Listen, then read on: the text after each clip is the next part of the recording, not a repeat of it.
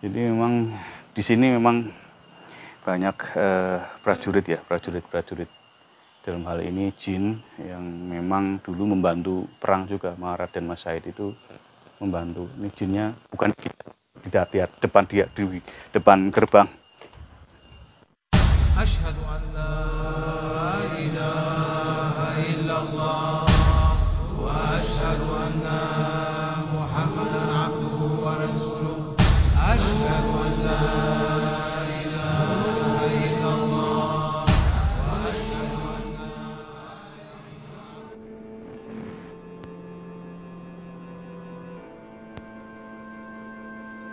Astana Menghadap adalah kompleks pemakaman untuk penguasa awal Mangkunegara dan kerabat dekat dalam Projo Mangkunegaran. Di komplek ini dimakamkan Mangkunegara I, Mangkunegara II, dan Mangkunegara III, masing-masing dengan museum tersendiri.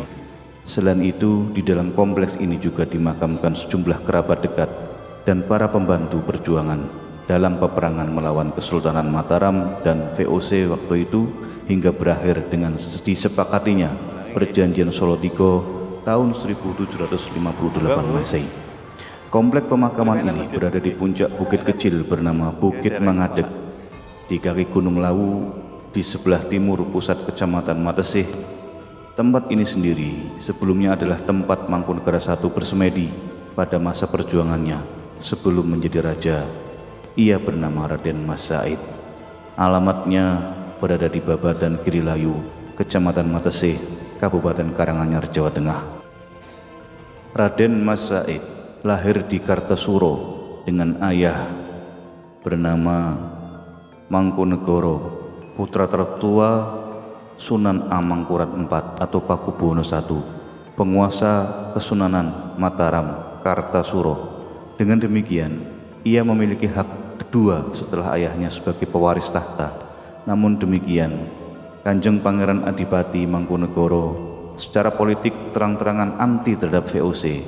Sikap yang sama dengan adiknya, Kanjeng Pangeran Adipati Mangkubumi dan Bendoro Raden Mas Said sendiri.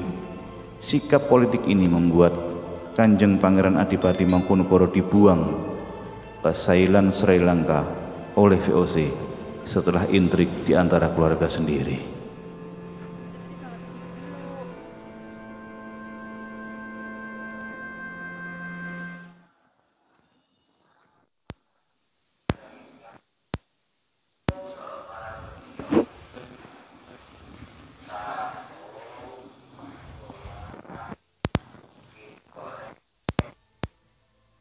Sebelum ke makam, kita melakukan registrasi dahulu ke pos 1 untuk mendaftar. Sebenarnya tak.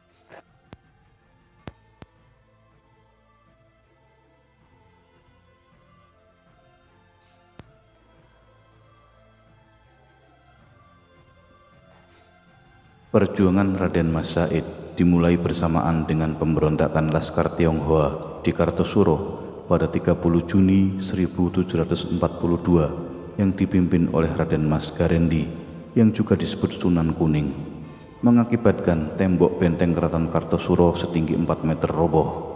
Pakubuwono II, Raja Mataram ketika itu melarikan diri ke Ponorogo.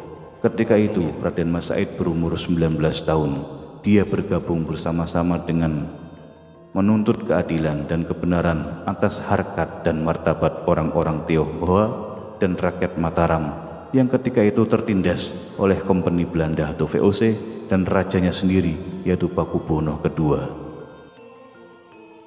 Geger pecinan ini berawal dari pemberontakan orang-orang Cina terhadap VOC di Batavia.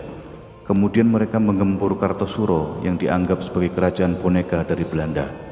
Sejak pasukan Cina mengepung Kartosuro pada tahun 1741 Masehi, para bangsawan mulai meninggalkan keraton Kartosuro.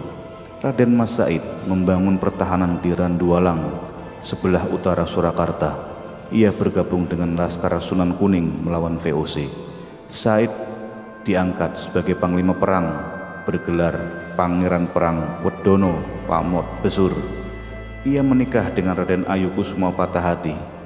Adapun Pangeran Mangkubumi justru lari ke Semarang.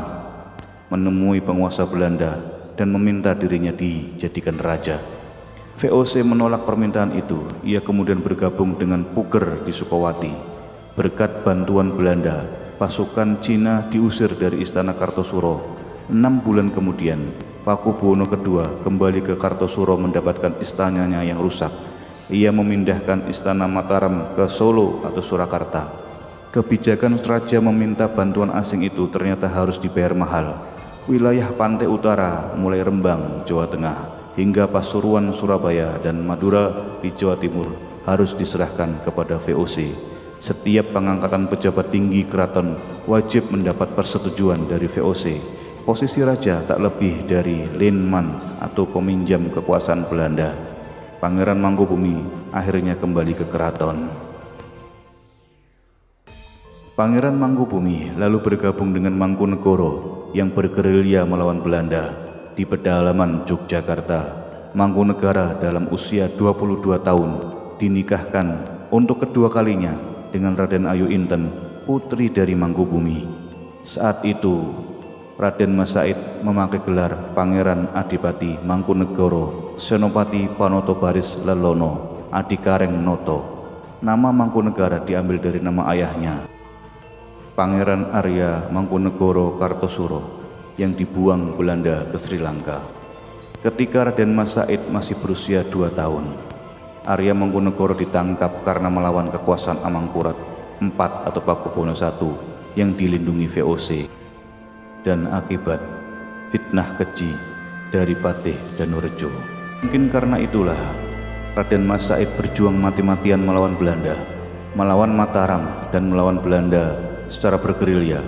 Mangkunegoro harus berpindah-pindah tempat ketika berada di pedalaman Yogyakarta. Ia mendengar kabar bahwa Pakubuwono II wafat. Ia kemudian menemui Mangkubumi dan meminta mertuanya itu bersedia diangkat menjadi Raja Mataram. Mangkubumi naik tahta di Mataram, Yogyakarta dengan gelar Kanjeng Susuhunan Pakubuwono Senopati Ngaloko Abdurrahman Sayyidin Panotokomo. Penobatan ini terjadi pada tahun Alif 1675 tahun Jawa atau 1749 Masehi. Mangkunegoro diangkat sebagai patih atau Perdana Menteri sekaligus Panglima Perang, dan istrinya Raden Ayu Inten diganti namanya menjadi Kanjeng Ratu Bandoro. Dalam upacara penobatan itu, Mangkunegara berdiri di samping Mangkubumi. Dengan suara lantang ia berseru, "Wahai kalian para bupati dan prajurit, sekarang aku hendak mengangkat ayah Pangeran Mangkubumi menjadi Raja Jogja Mataram. Siapa dia? Dia adalah Raja Mataram Jogja. Siapa di antara kalian menentang, akulah yang akan menghadapi di medan perang." Meski demikian, pemerintah Mataram Yogyakarta berpusat di kota gede itu tidak diakui oleh VOC atau Belanda. Setelah selama 9 tahun berjuang bersama melawan kekuasaan Mataram dan VOC, Mangkubumi dan Mangkunegara berselisih paham. Pangkal konflik bermula di antaranya karena wafatnya Pakubuwono II. Raja menyerahkan tahta Mataram kepada Belanda. Pangeran Adipati Anom, putra mahkota Pakubuwono II, dinobatkan sebagai Raja Mataram oleh Belanda dengan gelar Pakubuwono III pada akhir 1749 Masehi. Raden Mas Said berperang sepanjang 16 tahun melawan kekuasaan Mataram dan VOC Belanda. Selama tahun 1741 hingga 1742 ia memimpin Laskar Tionghoa melawan Belanda. Kemudian ia bergabung dengan Pangeran Mangkubumi selama 9 tahun melawan Mataram dan Belanda 1743 hingga 1752. Perjanjian Giyanti pada tanggal 13 Februari 1755 atau 1755 sebagai hasil rekayasa Belanda berhasil membelah bumi Mataram menjadi 2, Surakarta dan Yogyakarta. Merupakan perjanjian yang sangat ditentang oleh Raden Mas Said karena bersifat memecah belah rakyat Mataram. Selanjutnya, Ia berjuang sendirian memimpin pasukan melawan dua kerajaan, Pakubuwono III dan Hamengkubuwono I, yaitu Pangeran Mangkubumi yang merupakan pamannya sekaligus mertuanya yang dianggap berkhianat yang dirajakan oleh VOC, serta pasukan kompeni yaitu VOC sendiri. Pada tahun 1752 hingga 1757, selama kurun waktu 16 tahun, pasukan Mangkunegoro melakukan pertempuran sebanyak 250 kali. Dalam membina kesatuan bala tentaranya, Raden Mas Said memiliki moto Tiji Tibeh yang merupakan kependekan dari mati siji, mati kabeh, mukti siji, mukti kabeh, gugur satu, gugur semua, sejahtera satu, sejahtera semua. Dengan moto ini, rasa kebersamaan pasukan Raden Mas Said terjaga sangat solid. 3 pertempuran dahsyat terjadi pada periode 1752 hingga 1757 Masehi. Ia dikenal sebagai panglima perang yang berhasil membina pasukan yang militan. Dari sinilah ia dijuluki Pangeran Sambernyowo karena dianggap oleh musuh-musuhnya sebagai penyebar maut. Kehebatan Mangkunegoro dalam strategi perang bukan hanya dipuji pengikutnya, melainkan juga disegani lawan-lawannya. Tak kurang dari Gubernur Direktur Jawa Baron van Handendorf yang berkuasa ketika itu memuji kehebatan Mangkunegoro. Pangeran yang satu ini sudah sejak muda terbiasa dengan perang dan menghadapi kesulitan, sehingga tidak mau bergabung dengan Belanda, dan keterampilan perangnya diperoleh selama pengembaraan di daerah pedalaman. Yang pertama, pasukan Raden Mas Said bertempur melawan pasukan Mangkubumi, yaitu Sultan Hamengkubuwono I di desa Kasatriyan, barat daya kota Ponorogo, Jawa Timur. Perang itu terjadi pada hari Jumat Kliwon tanggal 16 Syawal, tahun Jawa 1678 atau disebut tahun J, atau pada tahun 1752 Masehi.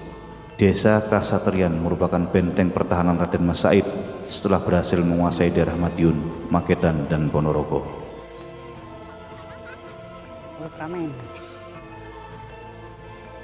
Yang kedua, Mangkunegoro bertempur melawan 2 detesmen VOC dengan Komandan Kapten Van der Poel dan Kapten Beymen di sebelah selatan negeri Rembang, tepatnya di hutan Sita Kepiak. Sultan mengirim pasukan dalam jumlah yang besar untuk menghancurkan pertahanan Mangkunegoro. Beserta pasukan Sultan itu dilukiskan Mangkunegoro bagaikan semut berjalan beriringan tiada terputus. Kendati jumlah pasukan Mangkunegoro itu kecil, ia dapat memukul mundur musuhnya. Ia mengklaim hanya kehilangan 3 prajurit yang tewas dan 29 luka-luka. Di pihak lawan, sekitar 600 prajurit tewas. Perang besar yang kedua pecah di hutan Sita Kepiak, sebelah selatan Rembang, yang berbatasan dengan Blora, Jawa Tengah, pada tanggal 17 Suro tahun Wawu 1681 J atau 1756 Masehi, pada hari Senin Pahing. Pada pertempuran ini, Mangkunegoro berhasil menebas kepala Kapten Van der Poel dengan tangan kirinya dan diserahkan kepada salah satu istrinya sebagai hadiah perkawinan.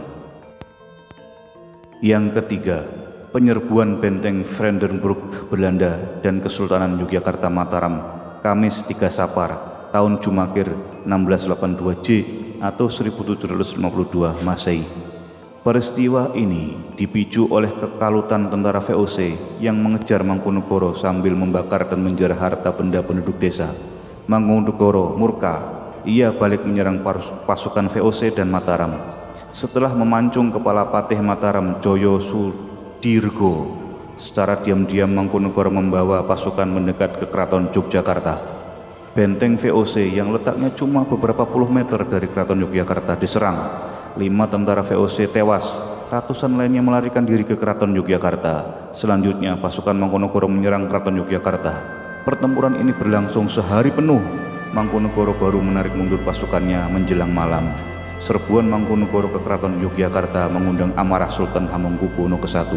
Ia menawarkan hadiah 500 real serta kedudukan sebagai bupati kepada siapa saja yang dapat menangkap Mangkunegoro. Sultan gagal menangkap Mangkunegoro yang masih keponakan juga menantunya itu.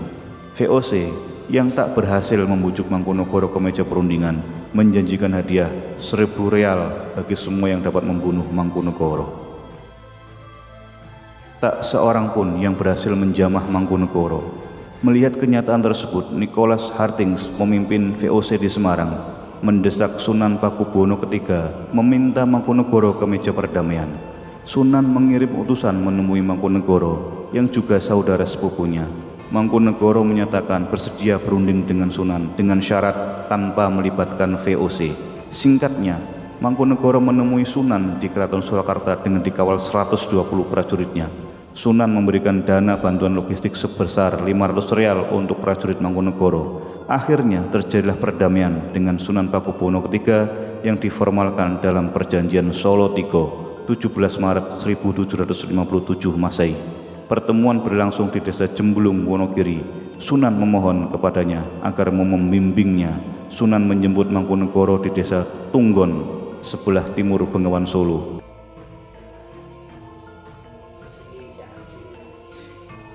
Dene halangan niku mboten angsal mlebet teng makam nggih. Nggih. Mung Wonten Jawi. Jawi mawon mriki mawon berarti. Nggih, mumpun wonten Jawi mriku boten. Oh, mboten angsal mriki nggih. Diiket aja. Iya. Ya, ujungnya diiket. Dalam perjanjian yang hanya melibatkan Sunan Pakubuwono III dan saksi utusan Hamengkubuwono I dan VOC ini disepakati bahwa Raden Mas Said diangkat sebagai Adipati Miji alias Mandiri. Walaupun hanya sebagai Adipati, kedudukan hukum mengenai Mangkunegoro I, nama kebesarannya ini tidaklah sama dengan Sunan yang disebut sebagai Landman, sebagai penggaduh atau peminjam kekuasaan dari company, melainkan secara sadar sejak dini ia menyadari sebagai raja kecil. Bahkan tingkah lakunya pun menyiratkan bahwa dia adalah raja di Jawa Tengah yang ketiga. Demikian kenyataannya, company pun memperlakukannya sebagai raja ketiga di Jawa Tengah, selain Raja I Sunan dan Raja II Sultan. Ia memerintah di wilayah Kedaung, Matesih, Honggobayan, Sembuyan, Gunung Kidul, Pajang sebelah utara, dan Kedu. Akhirnya Mangkunegoro mendirikan istana di pinggir kali PP pada tanggal 4 Jimakir 1680J atau tahun Jawa atau 1756 Masehi. Tempat itulah yang hingga sekarang dikenal sebagai Istana Mangkunegaran. Mangkunegara I tercatat sebagai Raja Jawa yang pertama melibatkan wanita di dalam angkatan perangnya. Selama menjalankan pemerintahannya, ia menerapkan prinsip Tridharma. Wangi loh ini, Pak. Bunga apa ya? Enggak tahu wangi bunga apa ya? Dikasih tadi di makam. Cempaka kayaknya, tapi wangi banget ya. Ini kameramen nyium.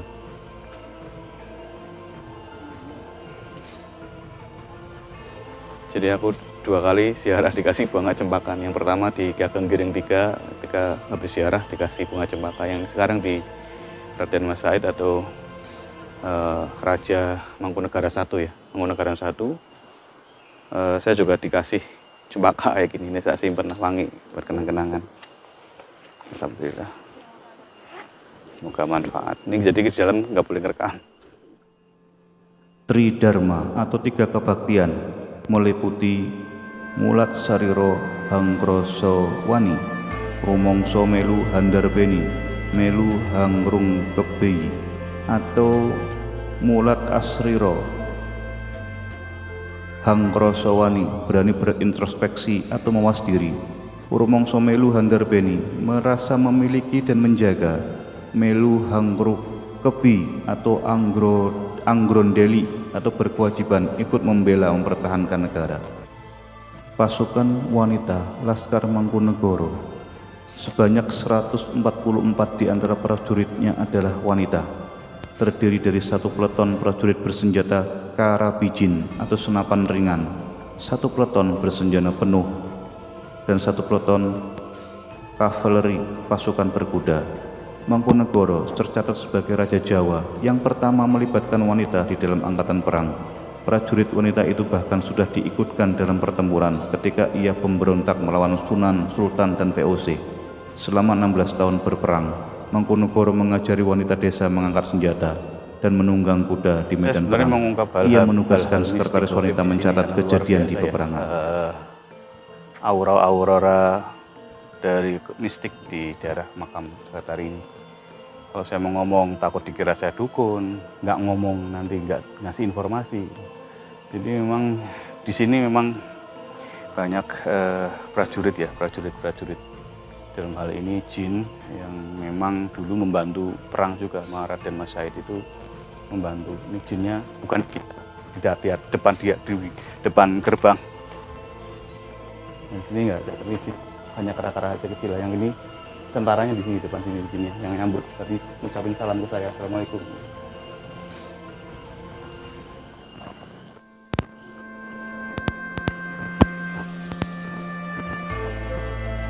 Gimana Pak?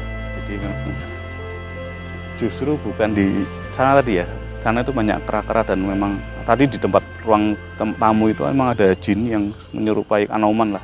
Tapi memang sakti di sana. Di pimpinannya pengawal itu dari sana tadi, penerimaan tamu sebelum masuk area makam itu di situ. Dia situ dah. Tapi yang prajuritnya di sini nih. Semua pada jaga di sini. Tadi kalau ada tamu, sebetulnya adabnya kalau siapapun yang masuk sini sampai sini harus salam, assalamualaikum, karena di sini udah menyambut ada niat tidak baik pun nggak akan bisa naik masuk gerbang ini. Jadi di sini udah ada filternya.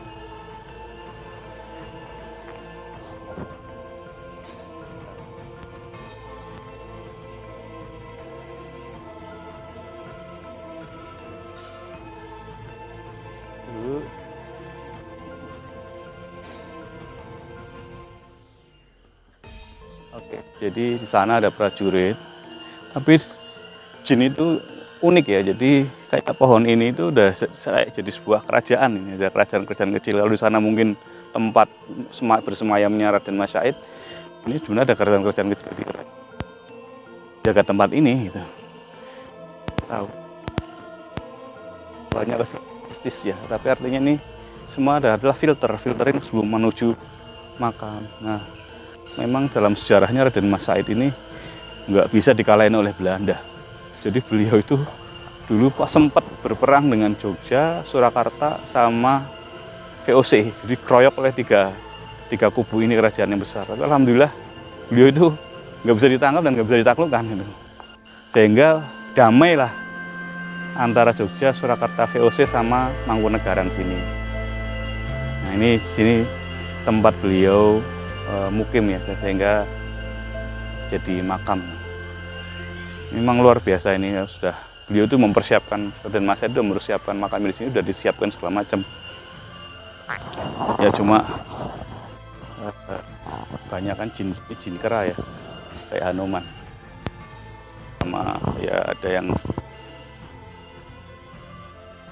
Pada tahun 1983, pemerintah mengangkat Mangkunegoro I sebagai pahlawan nasional karena jasa-jasa kepahlawanannya mendapat penghargaan Bintang Mahaputra.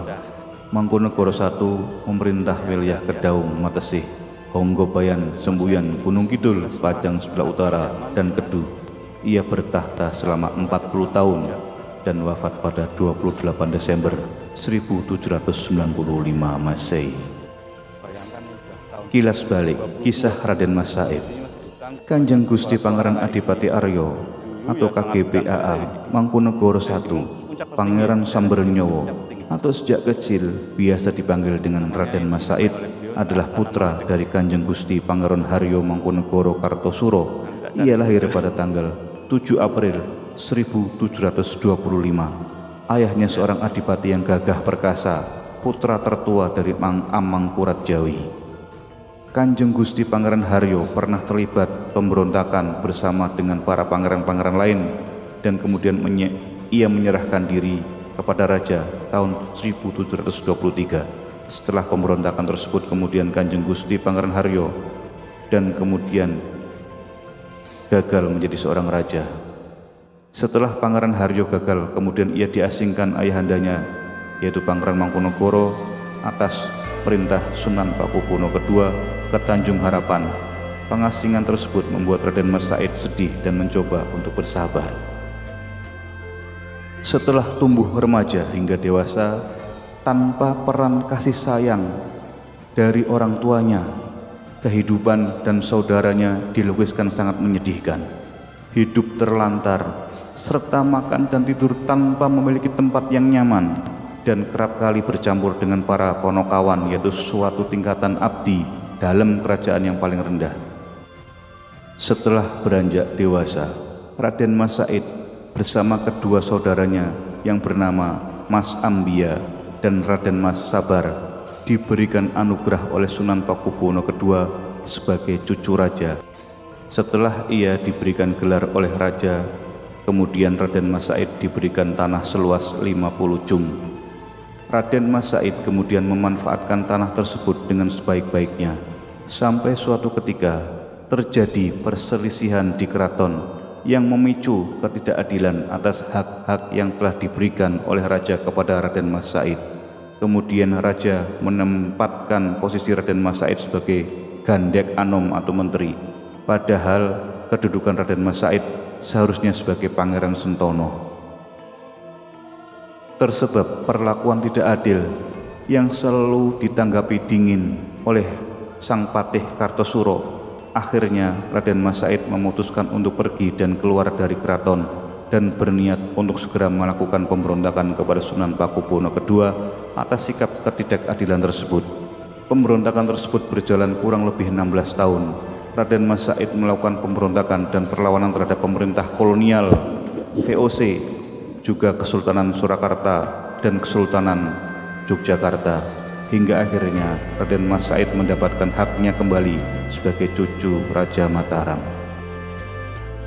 Tepat pada tahun 1757 Masehi, Raden Mas Said mendirikan sebuah Kadipaten Mangkunegaran dan mendapat gelar sebagai raja pertama di Kadipaten Mangkunegaran dengan gelar Mangkunegoro I. Raden Mas Said juga dikenal dengan gelar Kanjeng Gusti Pangeran Hadipati Haryo Mangkunegoro, Senopati Ngaduyo Lelono, Joyo Amiseno, Satrio Tomo Mentaram, dan juga gelar dari pihak pemerintah kolonial yaitu Pangeran Sambernyowo, karena sepanjang pertempuran selalu menewaskan lawan-lawannya.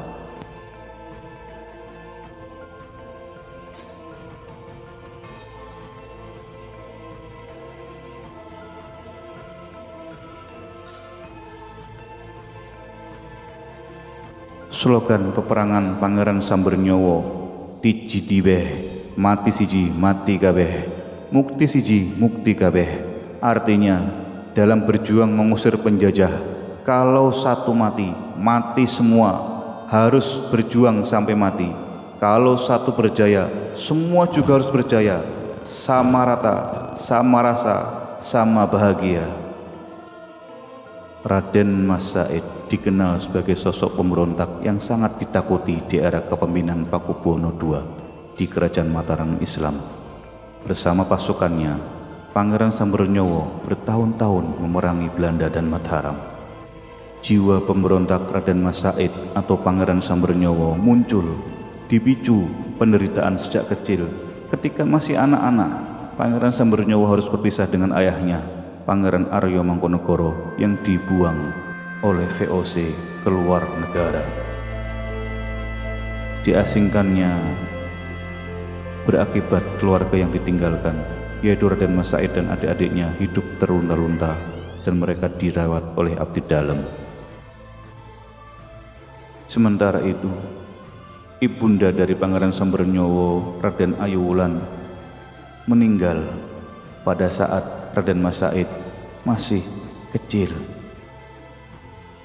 Salah satu guru Raden Mas Said atau Pangeran Sambernyowo adalah Raden Mas Sandio yang masih kerabatnya sendiri, atau dikenal dengan Kiai Nur Iman yang makamnya ada di Melangi, Godian, Yogyakarta.